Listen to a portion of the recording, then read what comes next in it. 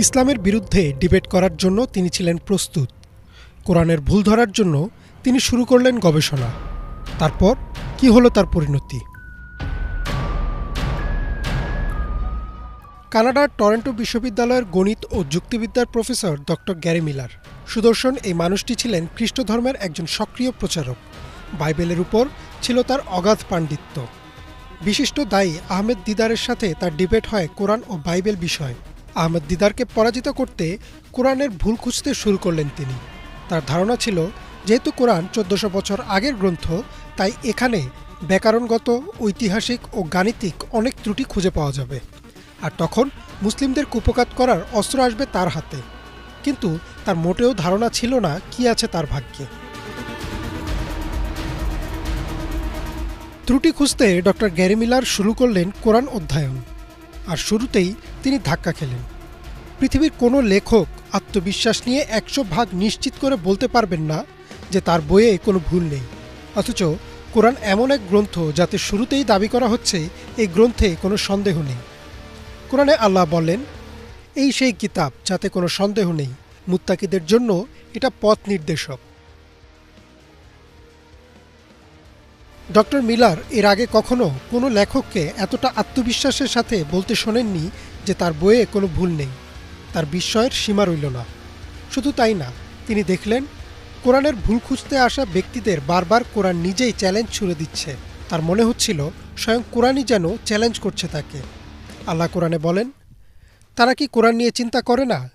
এটা যদি আল্লাহ ব্যতীত অন্য কারো পক্ষ থেকে হতো তবে তারা অবশ্যই এতে অনেক অসঙ্গতি দেখতে পেত।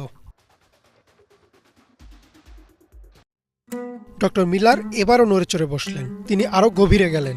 দেখলেন সম্পূর্ণ কোরআনে মহানবী সাল্লাল্লাহু আলাইহি ওয়াসাল্লামের ব্যক্তিগত জীবন নিয়ে প্রায় কিছুই লেখা নেই।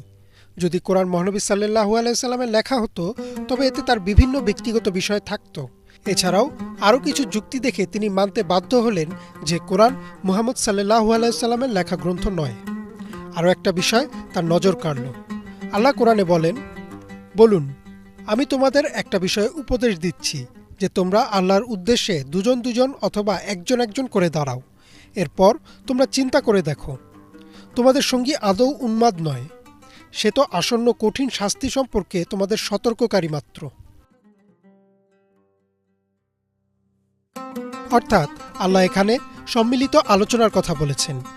তিনি অবিশ্বাসীদের বিনা চিন্তায় মহানবী সাল্লাল্লাহু আলাইহি ওয়াসাল্লামের অনুসরণ করতে নিষেধ করেছেন। বরং তার সম্পর্কে তারা চিন্তা করে দেখুক যে তিনি আসলে কি বলছেন, কেন বলছেন, এতে তার লাভ কি। যদি তারা একা সিদ্ধান্তে আসতে না পারে তবে দুইজন বা আরও বেশি মানুষ মিলে চিন্তা করুক, তারপরেই ঈমান আনুক। ডক্টর মিলার আরও একটি বিষয় লক্ষ্য করলেন। মারিয়াম আলাইহিস সালাম, যিনি ছিলেন ঈসা আলাইহিস সালামের মা। বাইবেলে তাকে ডাকা হয়েছে মাদার ম্যারি, আর তাকে অত্যন্ত সম্মানিত একজন নারী বলা হয়েছে। কিন্তু কোরআন মারিয়াম আলাইহিস সালামের সম্মানের ক্ষেত্রে বাইবেলকেও ছাড়িয়ে গেছে। যেখানে মহানবী সাল্লাল্লাহু আলাইহি ওয়াসাল্লামের মেয়ে ফাতিমা রাদিয়াল্লাহু তাআলা আনহা বা তার স্ত্রী আয়েশা রাদিয়াল্লাহু তাআলা আনহার কথা কোরআনে একবারও নেই, সেখানে মারিয়াম আলাইহিস সালামের নাম কোরআনে এসেছে 34 বার। শুধু তাই না, তার নামে একটি সম্পূর্ণ সূরাও নাজিল করা হয়েছে। যেখানে মুহাম্মদ সাল্লাল্লাহু আলাইহি ওয়াসাল্লামের নাম কোরআনে এসেছে মাত্র 4 বার, সেখানে ঈসা আলাইহিস সালাম বা যীশু খ্রিস্টের নাম কোরআনে এসেছে 25 বার। ডক্টর গ্যারি মিলার দেখলেন কোরআনের বিরুদ্ধে যেসব অভিযোগ আনা হয়েছে তার কোনোটি যুক্তিতে টেকে না। প্রতিটির উত্তর কোরআন নিজেই দিয়েছে। তিনি বিনা সন্দেহে কোরআনের সামনে আত্মসমর্পণ করলেন আর ইসলাম কবুল করার সিদ্ধান্ত নিলেন।